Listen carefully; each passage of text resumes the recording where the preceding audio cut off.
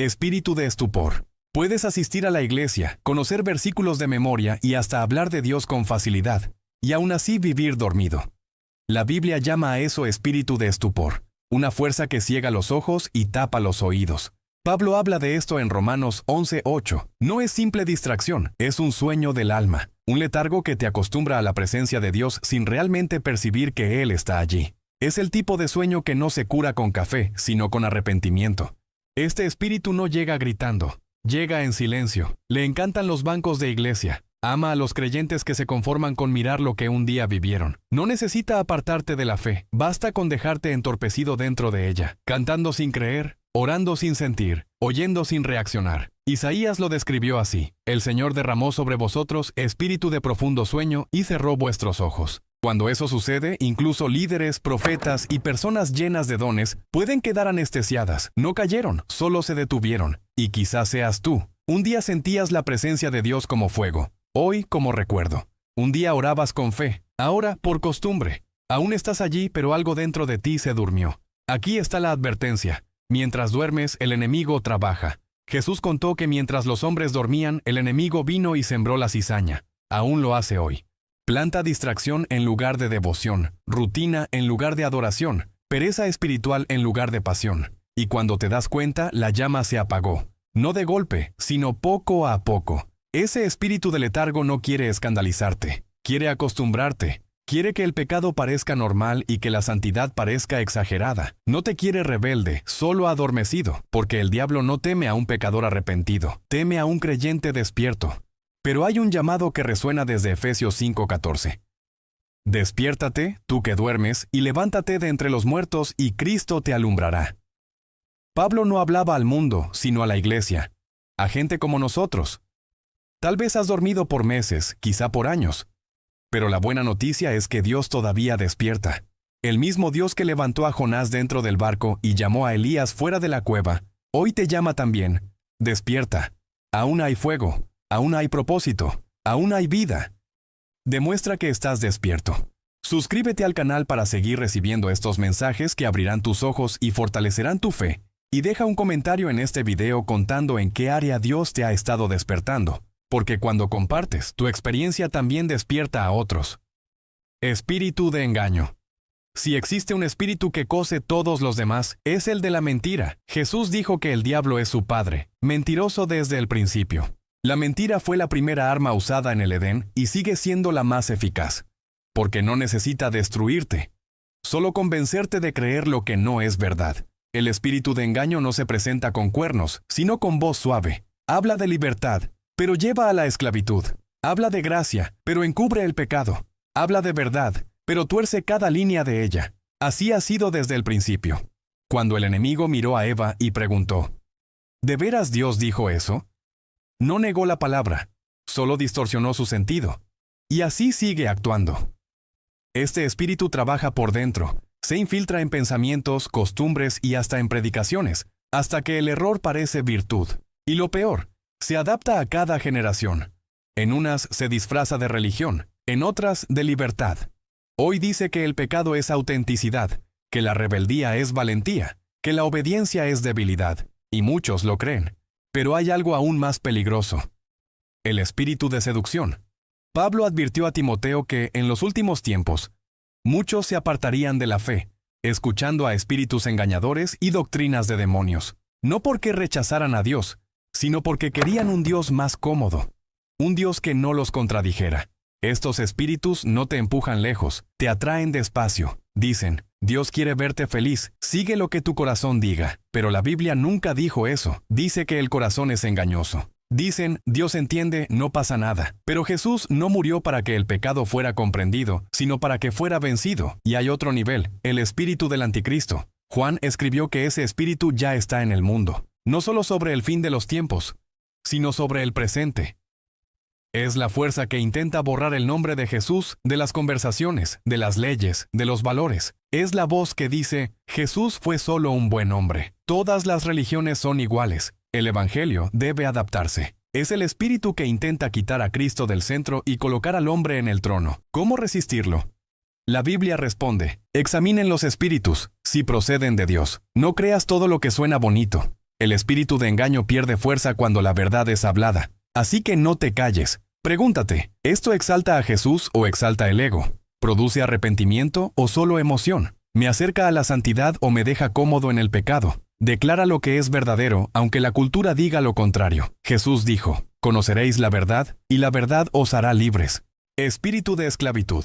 Pablo escribe en Romanos que no hemos recibido un espíritu de temor para volver a vivir como esclavos, sino el espíritu de adopción, que nos hace clamar, «Abba, Padre». Esto significa que hay algo intentando constantemente cambiar la filiación por servidumbre. El espíritu de esclavitud hace que vivas preso, incluso después de haber sido liberado. Es sutil. No aparece con cadenas, sino con repeticiones. Los mismos errores, los mismos vicios, los mismos miedos, los mismos arrepentimientos vacíos. Te hace pensar que estás cambiando, cuando solo estás girando en círculos. Y lo peor es cuando ese cautiverio empieza a parecer normal. Cuando dices, así soy yo, es mi cruz, es mi carácter. Y sin darte cuenta, aceptas lo que Jesús ya rompió en la cruz. Jesús dijo, todo el que peca es esclavo del pecado. No se trata de moralismo sino de dominio. El pecado promete placer, pero entrega prisión. Y el espíritu de esclavitud se alimenta de eso, de personas que confunden alivio con libertad. A veces se disfraza de religión. Te hace creer que puedes pagar a Dios con buenas obras, como si su amor fuera un salario y no gracia. Te mantiene en un ciclo. Culpa, confesión, culpa otra vez, como si la cruz tuviera un límite. Y este espíritu tiene un aliado poderoso, el espíritu de miedo. El miedo es el guardia de las prisiones espirituales. Susurra, no lo intentes otra vez, vas a caer, Dios no te escuchará. Fue el miedo el que hizo retroceder a Israel ante la tierra prometida. Dios había dicho, vayan, pero el miedo gritó, es mejor quedarse, y por eso una generación entera murió en el desierto. Quizá el miedo te hizo lo mismo, te detuvo en medio del camino, te hizo abandonar tu llamado, guardar un sueño, evitar una reconciliación. El miedo te convence de que es más seguro quedarte quieto que confiar en Dios. Pero la verdad es que nada es más peligroso que la parálisis espiritual. Y cuando el miedo se asienta por mucho tiempo, da lugar a otro espíritu, el espíritu de opresión, llamado también espíritu de tristeza o de pesadez. Isaías dice que Dios nos da manto de alabanza en lugar de espíritu de angustia. Ese peso es real. Es la sensación de despertar cansado sin razón, la apatía que reemplaza la alegría, el vacío que seca la fe. Ese espíritu no quiere solo entristecerte, quiere agotarte, quiere robar tu fuerza hasta que dejes de luchar. Sabe que si no logra destruirte, basta con dejarte sin ánimo. Porque un cristiano sin alegría es un cristiano vulnerable. Pero hay un arma poderosa contra eso: la alabanza. Isaías dijo que Dios nos da la vestidura de alabanza en lugar del espíritu de tristeza. Y eso no es poesía, es estrategia espiritual. Porque la alabanza atrae la presencia de Dios, y donde llega su presencia, la opresión pierde el aire. No naciste para vivir con miedo. No naciste para repetir fracasos. Naciste para andar libre. Y quien el Hijo libera es verdaderamente libre. Espíritu de prostitución es una expresión fuerte, pero sumamente precisa. El profeta Oseas la usó para describir a un pueblo que aún pronunciaba el nombre de Dios, aún iba al templo, aún ofrecía sacrificios, pero cuyo corazón ya estaba en otro lugar. De eso se trata, traición espiritual. Este espíritu no empieza con un pecado visible, sino con distracción, una mirada dividida, una lealtad compartida, una fe que se vuelve conveniencia. Poco a poco, el corazón es seducido por otros amores, éxito, placer, poder, reconocimiento, control, hasta que Dios deja de ser el centro y pasa a ser solo una parte más de la agenda. Y lo más sutil es que este espíritu se esconde detrás de cosas buenas. Susurra, solo te estás dedicando al trabajo, solo cuidas de tu familia, solo estás siendo responsable. Pero sin notarlo, la persona comienza a vivir para lo que un día fue solo una bendición. El don se convierte en ídolo. El llamado en pedestal, la fe en apariencia. Eso fue lo que Oseas vio en Israel. Un pueblo que decía amar al Señor, pero buscaba otros amores. El espíritu de prostitución hace exactamente eso. Divide lo que debería ser íntegro. No quiere destruir tu fe. Quiere diluirla hasta que pierda fuerza. Y junto con él viene el espíritu de impureza. La Biblia lo llama espíritu inmundo, y aparece muchas veces en el ministerio de Jesús. Es el que contamina, el que vuelve común lo que era santo. Habita donde hay suciedad, donde hay puertas abiertas, donde falta la presencia de Dios. Jesús encontró a un hombre dominado por una legión de espíritus inmundos, viviendo entre tumbas, hiriéndose y gritando solo. Esa es la marca de este espíritu. aísla, destruye, roba la identidad. Y cuando alguien intenta liberarse sin llenar su corazón con el Espíritu Santo, Jesús advirtió que ese espíritu vuelve, trayendo otros 7 peores. Por eso, pureza no es perfección, es habitación. No es ser impecable, es estar lleno, mantener el corazón lleno de luz para que no haya espacio para las tinieblas. El problema no es que el mundo toque la puerta, sino que la casa esté vacía. Pero hay otra impureza menos visible, la relacional. La Biblia habla de un espíritu de celos y de un espíritu de discordia. Son parientes cercanos, uno destruye por dentro, el otro por fuera. El celo es sutil. Se disfraza de celo santo, pero nace de la comparación. Fue lo que destruyó a Caín.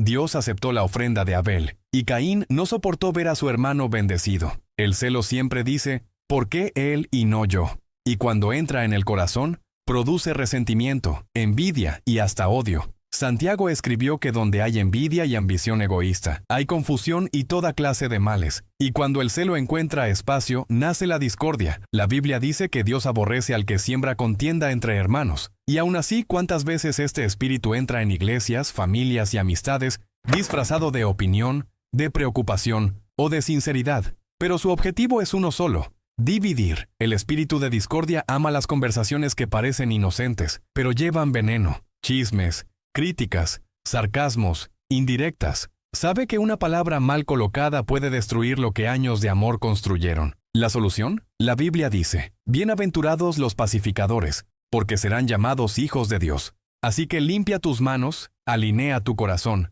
restaura los lazos, pide perdón si es necesario. Rompe vínculos con lo que te contamina y reconstruye los que el orgullo destruyó, porque la pureza no es ausencia de error, sino presencia de amor, y donde el amor vuelve al centro, toda contaminación pierde poder. Espíritu de adivinación. La Biblia narra en Hechos 16 la historia de una joven poseída por un espíritu de adivinación. Parecía inofensiva. Decía cosas verdaderas sobre Pablo y Silas, incluso elogiaba su ministerio, pero detrás de sus palabras había una fuerza oscura, una influencia espiritual que generaba lucro y control. Cuando Pablo discernió lo que ocurría, no discutió ni razonó. Expulsó aquel espíritu en el nombre de Jesús. Esto nos enseña algo que muchos ignoran. No todo lo espiritual viene de Dios. Desde Egipto, los magos del faraón imitaban los milagros de Moisés. La Biblia menciona hechiceros, encantadores, adivinos y necromantes, personas que consultaban a los muertos o buscaban poder fuera de la presencia de Dios. Y en todos los casos, el resultado era el mismo: engaño y esclavitud. El espíritu de adivinación es un espíritu de manipulación. Promete luz, pero trabaja en las sombras. Promete revelación, pero entrega ilusión. Promete libertad, pero ata. Hoy se viste de formas modernas: tarot, horóscopos, astrología, energías cósmicas, reiki, cristales, autoconocimiento mezclado con invocaciones. Cambia de nombre, pero no de esencia. La Biblia también habla de espíritus familiares, entidades que fingen ser personas queridas, voces de muertos, guías espirituales. ¿Y cuántas veces esto aparece disfrazado de consuelo? Pero lo que parece alivio es trampa. El libro de Deuteronomio es claro: no se halle entre vosotros quien practique adivinación, ni quien consulte a los muertos, ni quien busque presagios, porque todo eso es abominación al Señor. No es una prohibición por miedo, sino una advertencia por amor. Dios no prohíbe para limitarte, prohíbe para protegerte. Porque ese tipo de poder siempre tiene un precio, y el enemigo es un mal cobrador. Cobra caro y no devuelve nada. Tal vez tú hayas abierto una de esas puertas, incluso sin darte cuenta. Una simpatía, una lectura de cartas, una práctica espiritual, un video inofensivo sobre el oculto. Pero todo lo que invita a la oscuridad, expulsa la luz, y todo lo que intenta sustituir al Espíritu Santo termina dominándote. El camino de liberación siempre comienza igual: arrepentimiento y renuncia, porque el verdadero guía no es un espíritu anónimo, es el Espíritu Santo. Jeremías escribió: yo sé los planes que tengo para vosotros, dice el Señor, planes de paz y no de mal, para daros un futuro y una esperanza. Ningún mapa espiritual ni lectura de destino puede prometer eso, solo el Dios vivo puede. Después de leer todo esto, es fácil sentir el peso: tantos nombres, tantas fuerzas, tantas batallas invisibles. Y tal vez te preguntes, si todo esto es real, ¿cómo puedo resistir? La respuesta está en la cruz. La Biblia dice que Jesús despojó a los principados y potestades y los exhibió públicamente, triunfando sobre ellos en la cruz. Él no solo venció el pecado, humilló al infierno, Cada espíritu mencionado en la palabra, letargo, engaño, miedo, impureza, control, fue desarmado allí. Por eso el Evangelio no es una historia de miedo, sino de victoria. La cruz no es símbolo de derrota, sino de autoridad. Jesús no fue vencido por las tinieblas, las derrotó. Y cuando crees en Él, esa misma victoria se vuelve tuya. Si este mensaje habló a tu corazón, no dejes que muera aquí. Haz que siga despertando a otros. Dale me gusta a este video. Eso hace que YouTube lleve esta palabra a más personas que necesitan un despertar espiritual. Suscríbete al canal y activa la campanita. Hay mucho más contenido preparado para fortalecer tu fe y abrir tus ojos a la verdad de la palabra. Y comparte este video con alguien que sabes que está luchando en silencio. Podría ser exactamente el instrumento que Dios quiere usar para despertarlo. Hasta el próximo video.